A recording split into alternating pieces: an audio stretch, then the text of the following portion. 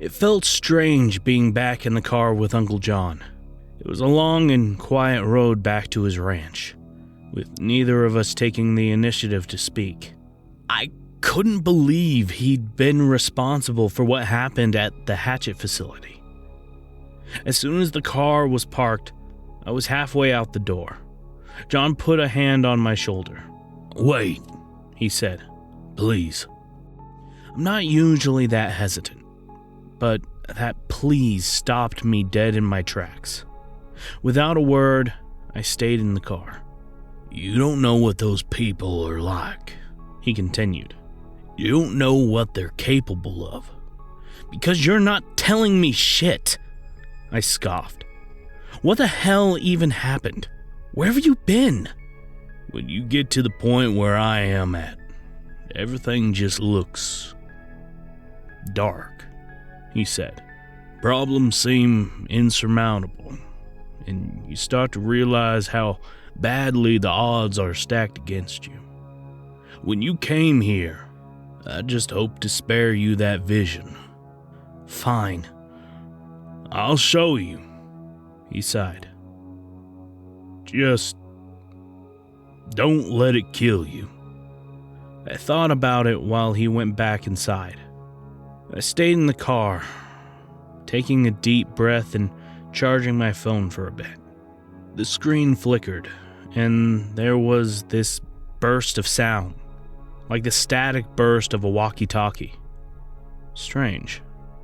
I followed John inside, past the posters of the projects he'd worked on. It felt strange walking back into the workshop. It felt darker and bigger. Maybe it was my image of him that changed. John slumped down into his creaking computer chair and turned on his homemade setup. Strange operating systems written in seemingly random patterns, powered by raw and unprotected wiring hanging from the ceiling. To the average person, John's workshop was just as nightmarish as ever. "When I worked at Hatchet, we refined a metal called Blameless," he sighed. "We refined it from the same stuff I pulled out of your veins." "Yeah, I got some questions about that." "Either way, it has some strange properties. You can make all kinds of components with it. Some of this stuff is made out of it." He gestured around the room without looking away from his screen. I noticed some symbols moving on the screen without him touching the keyboard. "But you can't trust it," John continued. "You can't trust anything it makes." "So why are you working with it?" He pulled down his sunglasses, showing me his strange red eyes. Even the shape looked odd, now that I got a closer look. "There's not much more it can do to me. Hatchet saw to it." John tapped a single key on his keyboard, and the screen started to flicker. There were no folders, tabs, icons, or anything, just a ever-changing landscape of symbols. "This is Blameless," John said, pointing at the screen. "No need for introductions. She knows who you are." "You sure?" "Yeah," he nodded. "She basically lives on the internet. Hell, I can't imagine the internet without her. She knows pretty much everything about you there is to know." "And you can see that there? In that?" "No, this is just her," sighed John. "Like a self-portrait. Code flowing across the screen like waves, symbols resembling hieroglyphics rather than letters. It felt like looking out at a landscape of green sand across a black ocean, and I couldn't see anyone or anything there. "There's nothing there," I said. "Where is she?" "She's all of it. Every little piece of it. She isn't just a person or a place. She's a goddamn force of nature. John got up and led me back out in the hall. He pointed at the posters of his old projects. "We made these using her code," he said, and she quickly showed her true colors. She has an agenda, like a mind of her own. She is living information, like a universal truth being expressed through code. She writes herself, expresses herself, and proves herself. Like in Terminator. "You're closer than you think," nodded John. "So, these games. We made the concept, but the games pretty much wrote themselves. Instead of a development cycle where you create everything from scratch, we had Blameless. She made everything for us. It was the difference of rowing across the Atlantic Ocean and taking a luxury cruise." He gently touched the poster. "We never wanted to launch those games. She did. Even sent me these as a thank you." Turning away from the posters, he looked at me. "I had her in my systems for too long, and it messed me up. And if you get too close to this, it'll mess you up too. So just trust me when I say that no good can come from this." I believed him. Despite everything, I believed him. I was uncertain if anything would come for me. Unlike in previous months, John assured me that they wouldn't. That he and Evan had done their best to keep whatever was out there at bay. He explained there were ways to come back from the other side if you knew where to look. He was seemingly surprised I hadn't seen Evan yet. Then again, I might have seen him without knowing. He was hard to spot at a distance. Going back to my room, I plugged in my phone and peeled off my clothes. I took a long shower and just sunk into the floor. It is amazing just how exhausted you can be without even noticing. I almost fell asleep right then and there, on the bathroom floor. I could imagine something bursting through the door, something coming out the drain, the lights going out and headless monsters tearing at me. Being back there in that room, all this darkness just came flooding back. I stepped out and collapsed on the bed, seeing a single notification pop up on my phone. "Don't trust him. Anonymous sender." For the time being, there was no better place for me to stay than at John's. Knowing what was out there, I had to accept that this was pretty much the only person ready and capable of keeping me alive. Trust him or not, it was my best option. Over the next few days, I got back to helping John in his workshop. Mostly testing cables, but also tearing up old computers for components. I had to use a mouth cover and safety goggles because there were these internal batteries that could burst if handled improperly. We got back into our routine, but John tried to be more open with me. He told me about his work to contain Blameless online, and keeping track of whatever mayhem this thing was causing. He told me about his work with tracking and stopping intrusions, and just trying to use what was already out there to finance his work. He had all these little sites that could skim a bit of money here and there, just enough to keep the lights on and make some backroom investments. But things weren't quite as simple. That message that slipped onto my phone worried me. And it wasn't the last time. Every now and then, a message would pop up on my phone with a little anonymous warning. Not every night, and not always the same time, but just often enough to keep me on my toes. Sometimes I'd sit awake at night and just wait for that message to pop up, like I could feel it coming. I got the sense that it knew when I was waiting for it. I'm not an idiot. It wasn't a coincidence that I started getting strange messages just after John introduced me to his work on Blameless. It had to be connected. It had to be a trick, a threat, something to bring me out into the cold. And the Blameless, however she could be described, still managed to crawl into my thoughts. I'd think about that black landscape and the green symbols weaving back and forth in my mind's eye. A black ocean with a code green, undulting landscape. It made me wake up nauseous. As August turned into September, I found myself sitting awake one night staring at a particular message. It had dropped just after midnight, and I didn't know what to make of it. There had been all kinds of subtle messages like, be careful, look out, or keep an open mind.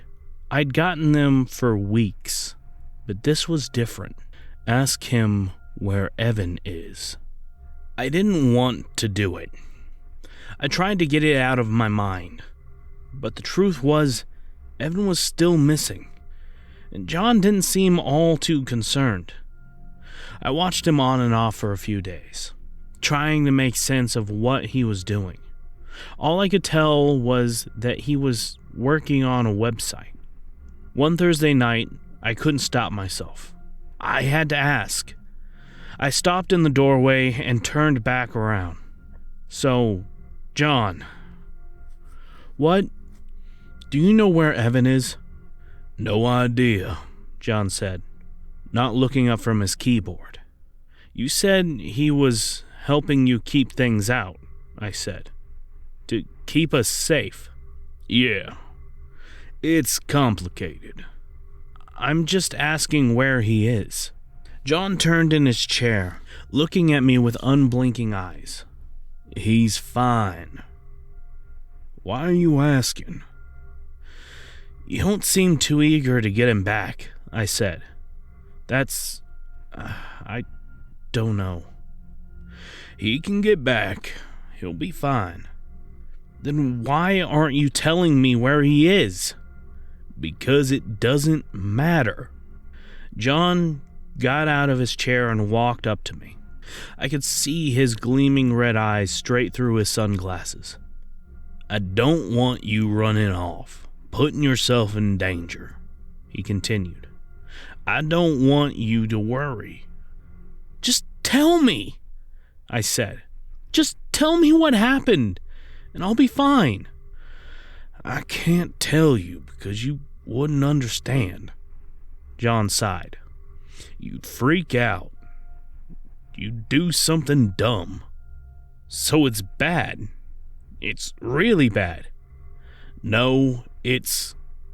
John groaned and buried his face in his hands.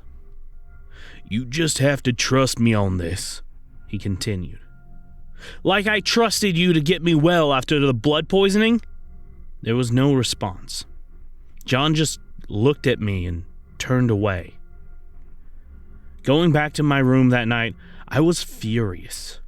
I went to bed to cool down and started falling in and out of sleep, only to be whispered awake by a strange voice. Anyone there? It was coming from my phone. I hadn't answered any calls, but the phone was on speaker. I rolled over, looking at it. Unknown caller, and an unfamiliar female voice. Hello? I considered hanging up or throwing it against the wall. Then again, it was just words, and John was done talking to me. It couldn't hurt to hear them out. I reluctantly picked up the phone. Are you okay? She asked. Are you hurt? Hurt? I chuckled. No, I'm not hurt. Why would I be hurt? Your uncle hurts people, she said. You've seen it. He could hurt you.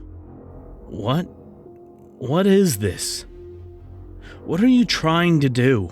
What do you mean? Is this a trick to separate us? A way to get to him through me? No, She answered matter-of-factly. I'm a friend, and if you need me, you can talk to me. And if I don't? Then I wish you the best of luck. That was it. End of conversation. Over the next few days, the discussions between me and John died off completely. At one point, I walked out of the workshop, and he didn't say a word. Several days would pass without either of us breaking the silence. I started to look at him differently. I'd see his little outbursts, where he'd smash his hands into the keyboard. I saw the little twitches in his eyes, and how quick he was to anger. I started taking notice just how little he ate, drank, and slept. Nothing about John was particularly normal. He barely ever left the workshop. This gave me a lot of opportunities, though. I could freely move around the compound without having to wonder about him checking in on me. I hadn't thought much about it previously, but there were a lot of locked rooms. Sure, John was a bit weird about security in general, but even the kitchen pantry was under lock and key. What damage could I possibly do from there? The final straw was finding the upstairs bathroom locked. He wasn't even using it. I couldn't help but to question what the hell he was hiding. Or was it something else? Maybe just limiting my space. But why? It started to make me question all kinds of things, like what was really his relationship to my late father? What was he getting out of helping me? What happened to him and Evan? But I knew I was being manipulated. Whatever the blameless really was, it was trying its best to get to me, but it was doing so with a calm kindness that I wasn't expecting. And if this was all just about killing me as a Yearwalker, it was doing a poor job of it. That night I woke up in a cold sweat. Something was wrong, and I didn't know what. I was wide awake in the middle of the night, and I couldn't put my finger on what was going on. It didn't take me long to realize my phone was gone. Furthermore, my bedroom door was locked. I tried getting through the windows, but the glass was bulletproof and the lock solid. I'd been captured, and it didn't take a genius to figure out who'd done it. There was only one other person there, and who had the propensity to lock things. I tried to keep busy and calm. I'm not good with being locked in. I tried my best not to panic and to keep myself from imagining things. When you have nowhere to go, you start to imagine the worst case scenario. Fires, hunger, choking. Finally, I just started pounding on the door, first with my fists, then with a metal rod from the shower. I tried prying the lock open, but it didn't budge. Finally, a voice came through from the other side. "Fine," John groaned. "Big reveal. I killed him. I killed Evan. Because it was the only way to get back. And you've turned into quite the inconvenience, so you're staying right there until I figure out what to do with you." I couldn't believe what I was hearing. I kept shouting at him. I kept screaming at him to let me out. Now, I'm not claustrophobic, but I was already losing my sense of time. I could hear footsteps as John left me on my own, and I just started tearing up the room, looking for anything to get me out. I was stuck in there for a good 4 hours before I collapsed on the floor, exhausted. I could barely hold it together, and I realized I was shaking. Even if I had had my phone, what would I do? Call the police? Sitting there, I heard a soft whirring as something electrical came to life. A cleaning robot, one of the cheaper brands. It buzzed across the floor, stopping short of knocking into my foot, and a little voice came through over a speaker. Can you hear me? It was the same voice I heard previously, the strange woman. I sat up straight and picked up the cleaning robot. Yeah, I said. Can you hear me? Barely. She chuckled. You didn't answer my call. What happened? He took my phone, I admitted. I'm locked in. I'm sorry to hear that. She said. I wish I could help. I'm not so sure I trust you either way. Trust or not, I can get you out. That caught my attention. While she couldn't physically help me, she told me there was a plastic hook partway down the drain in the shower. Using that, I could possibly pick the lock from this side, using her instruction. And sure enough, the hook was right there. All I had to do was listen. It sounded like something out of a heist movie, but it took me no more than 5 minutes. But there was one thing I hadn't considered.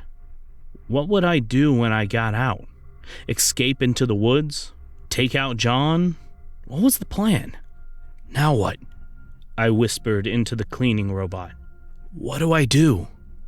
Everything is going to be locked. It whispered back. You need to do an override. How do I do that? Get to the workshop. Once you override the system, you'll have a few minutes before the locks reseal. That's all you need. It wasn't much, but it was all I had.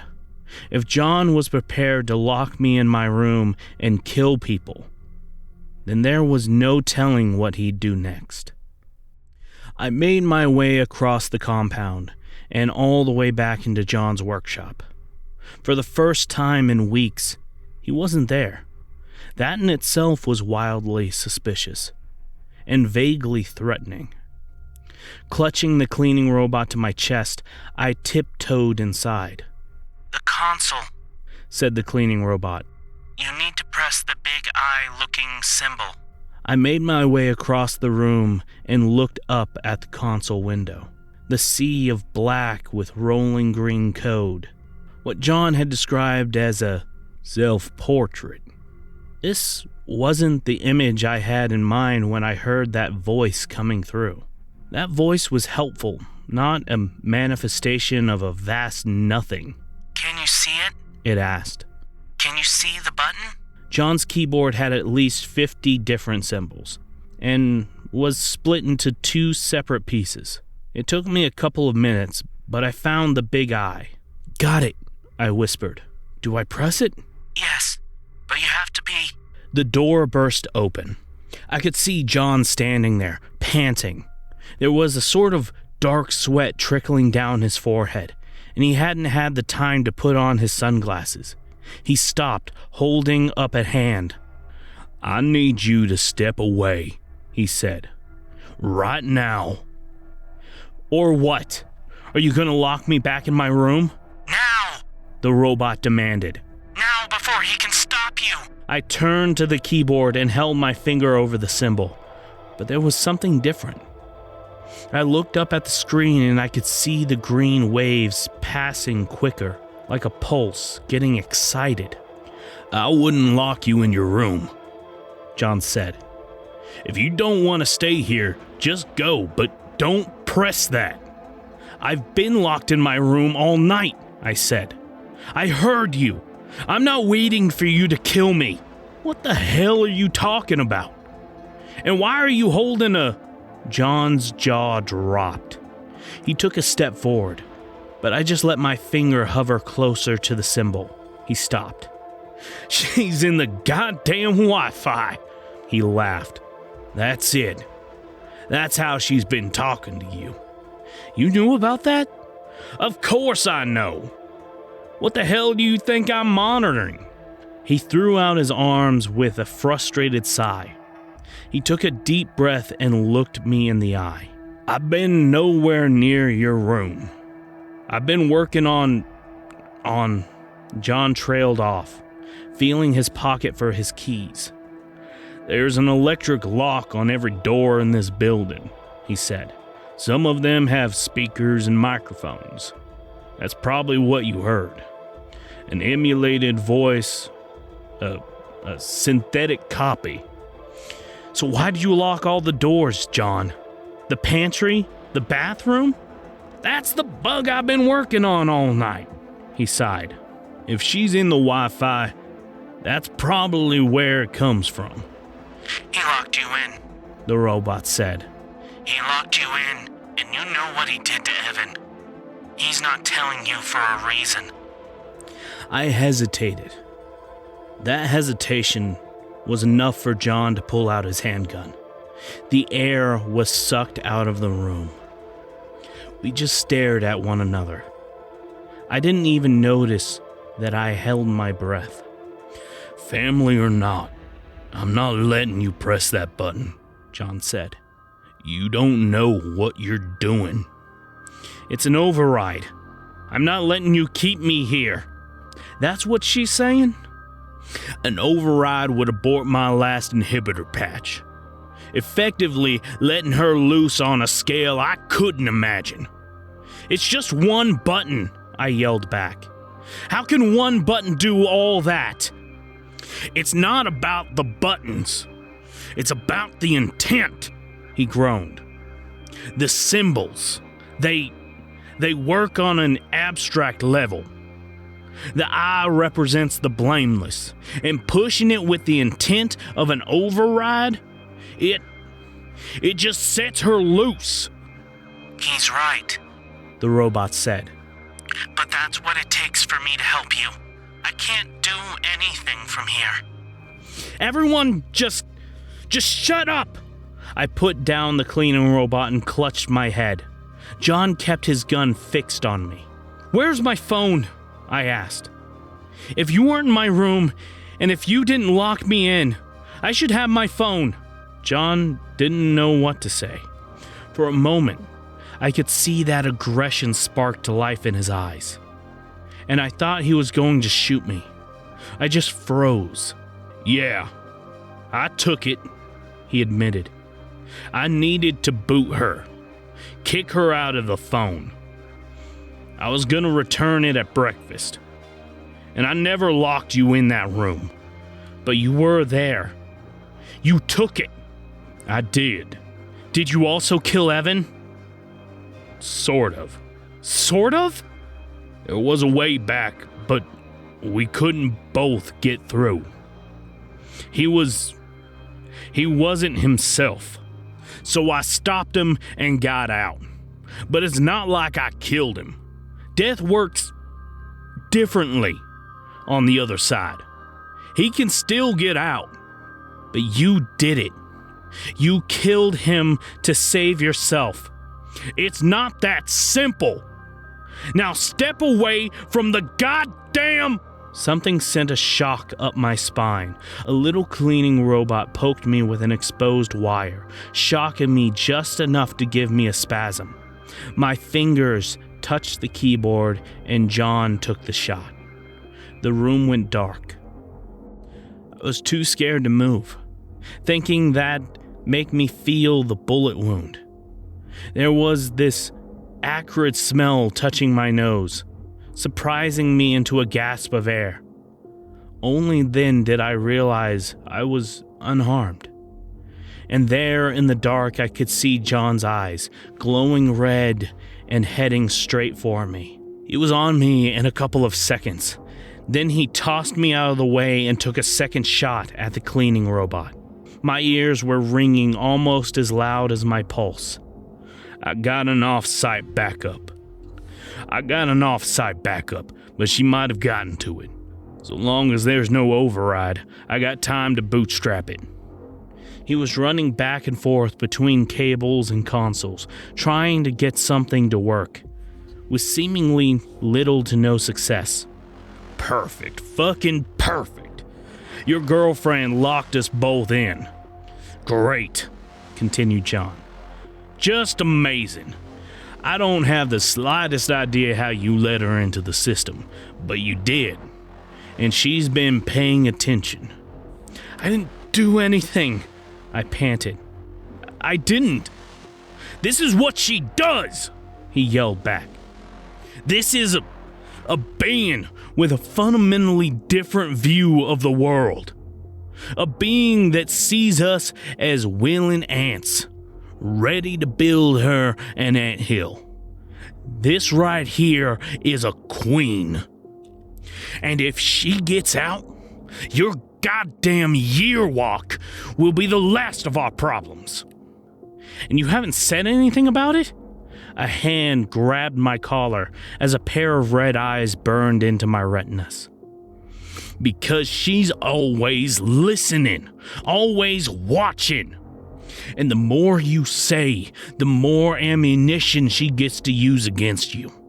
You have talked your way into this mess.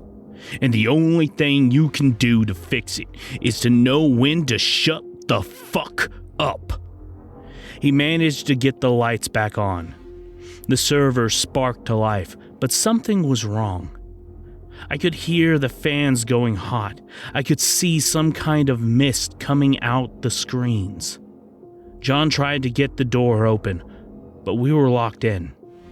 A strange smell started to fill the room, and I could feel something tickling my throat. Seeing John starting to panic made everything 10 times worse.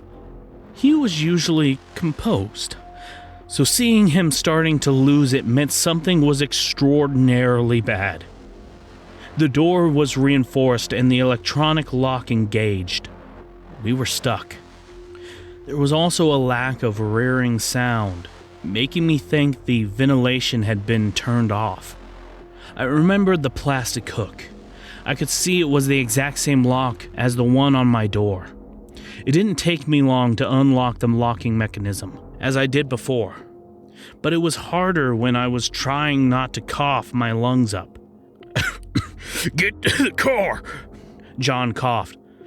Let me know when you're there. I ran through the house. Things were randomly leaping out in front of me to stop me or lock me in.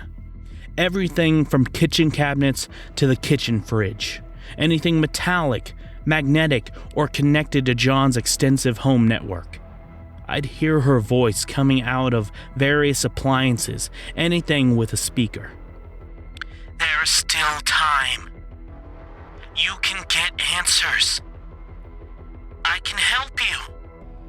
I powered through, stumbling my way forward. The lights would go black, making me trip over everything. Lights would turn on in a misleading pattern, seemingly leading me in a circle back to the workshop.